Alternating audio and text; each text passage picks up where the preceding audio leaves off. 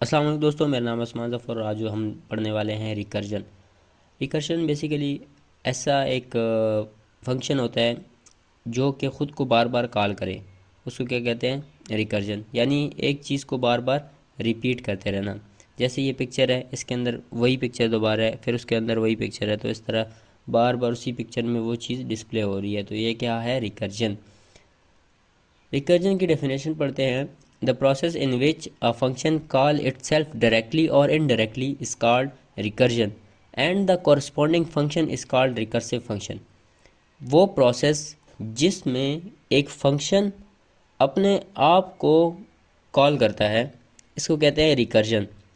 اب جو فنکشن جو کال کرتا ہے اس فنکشن کو کیا کہتے ہیں؟ Recursive function. نیکسٹ ہم دیکھتے ہیں کہ یہ جس طرح ایک فنکشن ہے، اب اس ایگزامپل سے دیکھتے ہیں کہ یہ کیا اس میں ہو رہا ہے۔ سب سے پہلے ہمارے پاس یہاں پر جو ہے ایک فنکشن ہے جس کا نام ہے ریکرس۔ اب اس کے فنکشن کے اندر ہم نے دوبارہ اسی فنکشن کو کال کرایا ہوا ہے، تو ہم کیا کریں گے؟ یہاں سے اس کو فنکشن کو کال کریں گے۔ جب یہ ریکرس کا مین سے کال ہوگا، یہ ریکرس مین سے کال ہوگا، پھر یہ یہاں چلے گا، پھر یہ ریکرسو فنکشن پھر اس کو کال کرے گا، اور اس طرح ایک لوپ چلتا رہے گا، اور اس کی فنکشن کو کہتے ہیں ریکرسو فنکشن، یعنی کہ یہ خود کو بار بار کال کر رہا ہے۔ نیکسٹ دیکھ رہے ہیں ہم، اب اس میں جو ہے دو کنڈیشنز ہوتی ہیں۔ کوئی بھی ریکرسو فنکشن ہے، اس میں ہمیں بیس کیس لگانا لازمی ہوتا ہے۔ بیس کیس نہیں لگائیں گے تو کیا پرابلم آئے گی؟ پرابلم یہ ہو جائے گی کہ ہمارے پاس جو فنکشن ہے وہ رکے گا ہی نہیں، وہ چلتا رہے گا، ریپیٹ آن ریپیٹ چلتا رہے گا۔ اب ایک فیکٹوریل کی ایگزامپل سے ہم سمجھتے ہیں کہ یہ کس طرح ورک کرتا ہے۔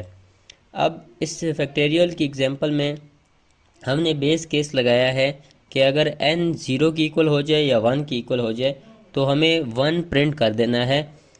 تو یہاں پر ہمارے پاس کیا ہوگا کہ n از اکول ٹو ہم نے n کو شو کرنا ہے، اگر n 0 ہے تو ہمارے پاس 1 شو کرا دو، اگر n ہمارے پاس 1 ہے تو بھی ہمارے پاس 1 شو کرا دو، کیونکہ 1 کا فیکٹوریل بھی 1 ہوتا ہے اور 0 کا فیکٹوریل بھی 1 ہوتا ہے۔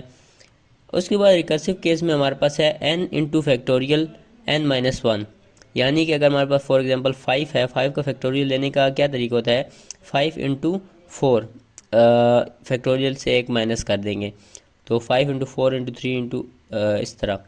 تو اب n میں جو ویلیو ہے ہم وہ پٹ کر دیں گے، اس کے بعد فیکٹوریل کا جو فنکشن ہے وہ پورا آ جائے گا، دوبارہ پورا فنکشن چلے گا۔ اس کے بعد یعنی کہ وہ جو اگر 5 ہے، 5 اپنے نیچے سب سے ملٹیپلائی ہوگا۔ اب فیکٹوریل اس میں بھی n میں ہم 5 پٹ کریں گے، 5 مائنس 1 4 ہو جائے گا، تو n انٹو فیکٹوریل 4 ہو جائے گا۔ اب فیکٹوریل کی ویلیو کیا ہوگی؟ 4 سٹور ہوگی ہے۔ اس کے بعد دوبارہ پھر اس طرح لوپ چلے گا، تو جب تک ویلیو 0 یا 1 نہیں ہو جاتی تو ہمارے پاس کیا چلتا رہے گا؟ یہ پورا فنکشن چلتا رہے گا۔ اس ٹیسٹ فنکشن میں ہم نے ویلیو 5 ڈالی تھی، تو اس کا آؤٹ پٹ جو ہے وہ ہمارے پاس 120 شو ہو گیا ہے، یعنی 5 انٹو 4 ہوا۔ اس کے بعد جو کم ہو گیا 4 وہ سب سے ملٹیپلائی ہوا، اس کے بعد 3 سب سے ملٹیپلائی ہوا، اس کے بعد 2 سب سے ملٹیپلائی ہوا، اور اس طرح ہی پورا جو ہمارے پاس ہے ورک ہو رہا تھا۔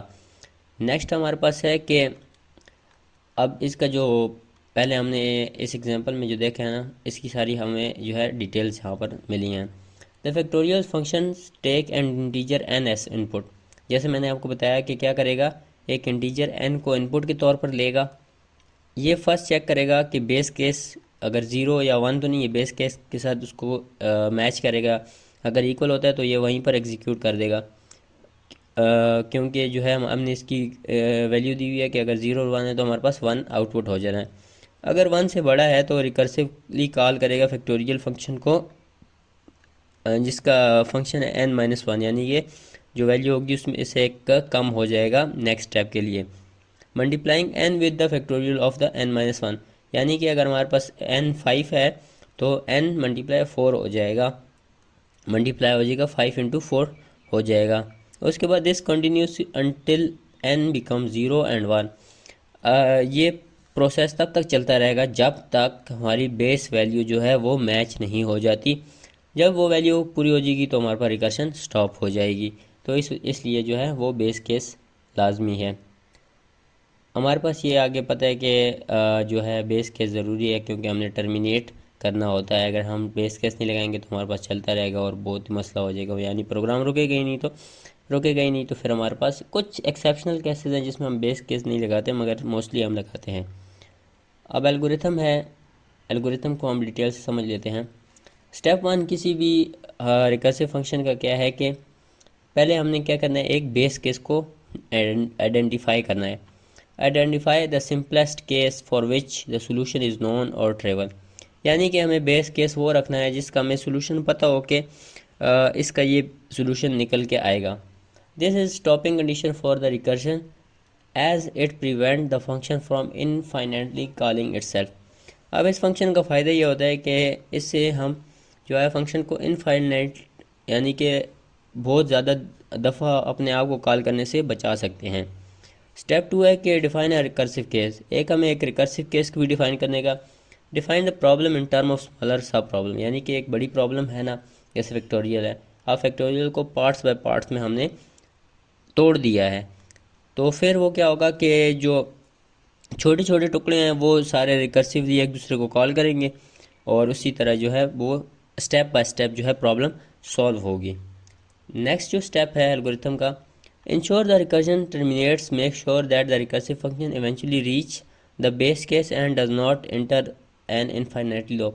اب اس چیز کو بھی ہم نے دھیان دینا ہے کہ جو ہمارا بیس کیس ہے اس پر وہ ویلیو پہنچ بھی سکے, یہ نہ ہو کہ اس ویلیو تک وہ پہنچ ہی نہ سکے اور وہ ایک انفائنیٹ یعنی کہ نہ ختم ہونے والے لوپ میں چلی جائے.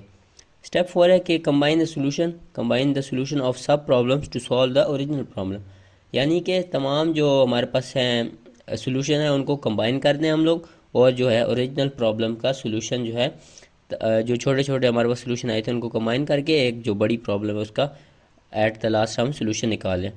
نیکسٹ ہمارے پاس ایڈوانٹیجز کیا ہوتے ہیں اس کے. ایڈوانٹیجز بہت ہی سمپل ہیں کہ ایک تو یہ ہے کہ سمپلسٹی ہوتی ہے, بہت ہی ایزی ہوتا ہے ریکرسو فنکشن کو انڈرسٹینڈ کرنا, سمپل ہوتا ہے. اس کے بعد ڈیوائڈ کر دیتا ہے, یعنی کہ ریکرسر بڑی پرابلم کو چھوٹے چھوٹے ٹکڑے میں توڑ دیتا ہے. ریڈیبلٹی انکریز ہو جاتی ہے کہ ہمارے پاس ایک پروگرام میں اگر جہاں پر ہم نے ریکرسو فنکشن یوز کیا تو ہمیں پتہ ہے کہ ہاں ریکرجن ہو رہی ہے اور اس کو ہم بہترین طریقے سے ریڈ کر سکتے ہیں. اس کے بعد ہم اس کو ری یوز کر سکتے ہیں, وہ کوڈ جو ہے کہیں اور پر بھی یوز ہو سکتا ہے. تو اس طرح یہ اس کے ایڈوانٹیجز ہیں.